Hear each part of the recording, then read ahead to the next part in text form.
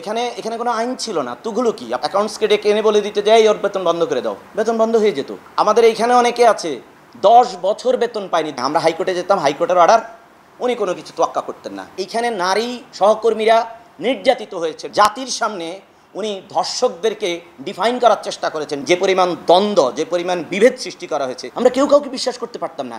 শিল্পকলা একাডেমিতে অফিসারে অফিসারে, কর্মচারীতে কর্মচারীতে, মানুষে মানুষে যে পরিমাণ দ্বন্দ্ব, যে পরিমাণ বিভেদ সৃষ্টি করা হয়েছে, বিশ্বাস করেন আমরা একজনের চোখের দিকে একজন তাকাইতে পারতাম না।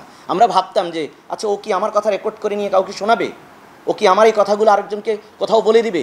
আমরা কেউ কাউকে বিশ্বাস করতে পারতাম না, এক টেবিলে বসে গল্প করতে পারতাম না, এরকম পরিস্থিতি। আপনি শুধু সর্বশেষ ঘটনাটা দেখেন, এই যে গত 11 তারিখে যেটা ঘটলো, উনি কিছু লোকজনকে নিয়ে আসার চেষ্টা করেছেন, এরা কিন্তু শিল্পকলা একাডেমির স্টাফ, এদেরকে নিয়ে উনি দলবল নিয়ে বাইরের থেকে ঢোকার চেষ্টা করছেন। কেন? ওদের বাইরে থাকার তো কথা ছিল না, ওরা তো আমাদের সাথে এরকম একটা সময়ে, এই সময়টাকে উদযাপন বলেন, বা এই সময়ে আপনি একটা প্রশ্ন করেছিলেন একটু আগে যে আমরা এখন প্রতিষ্ঠানটাকে কিভাবে রক্ষা করছি। আমরা এই সরকারের পতনের পরপরই সবাই এখানে চলে এসেছি, এসে আমাদের প্রতিষ্ঠান, আমরা তো জানি আমরা এখন অভিভাবকহীন, আমাদের প্রতিষ্ঠানে যেন কোনো সমস্যা না হয়, কোনো যেন নাশকতা না হয়, সেই জন্য আমরা এখানে এসে কিছু ব্যবস্থা নিয়েছি।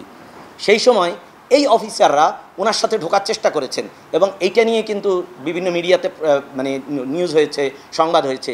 তাহলে আপনি নিশ্চয়ই বুঝতে পারছেন যে এই সময়গুলোতে আমরা কি পরিমাণ মানে নির্যাতনের মুখে এবং কি পরিমাণ বিভাজন, তারপরে একজন একজনের মধ্যে অবিশ্বাস, এই সময়গুলো পার করেছি আমরা। মানে কি বলবো, এখানে এখানে কোনো আইন ছিল না, তুঘলকি। আপনি অবাক হয়ে যাবেন যে মুখ দিয়ে বলে দিত একজনকে, অ্যাকাউন্টসকে ডেকে এনে বলে দিতে যাই ওর বেতন বন্ধ করে দাও, বেতন বন্ধ হয়ে যেত। আমাদের এইখানে অনেকে আছে 10 বছর বেতন পায়নি, 10 বছর। একজন কর্মকর্তা আমাকে এসে বলেছেন, ভাই ওই করোনার সময় আমাকে এসে বলছেন, আমাদেরকে কয়েকজন অফিসারের সামনে, আমিও ছিলাম সেখানে, বলেছে যে আমার অবস্থা এখন এমন যে এখন তো সুবিধা আছে, করোনা, সবাই মাস্ক পরে, আমি রাতের বেলা যদি এই মাস্ক পরে এই রিক্সা চালাই তাহলে বোধহয় আমি কিছু টাকা পাবো, আমার বোধহয় পরিবারটাকে আমি একটু সেভ করতে পারবো। এইভাবে নির্যাতন করা হয়েছে, 10 বছর বেতন দেয়নি কোনো। উনি আরেকজনের কথা বলি, অর্ধেক বেতন দিয়েছে। ওই অফিসার আমাকে জুতা খুলে দেখিয়েছে যে দেখেন, আমি জুতা কিনতে পারি না, জুতার তলা ক্ষয় হয়ে মাটির সাথে, ফ্লোরের সাথে লেগে লেগে তার পা ক্ষয় হয়ে গেছে। এইরকম নির্যাতন করেছেন উনি।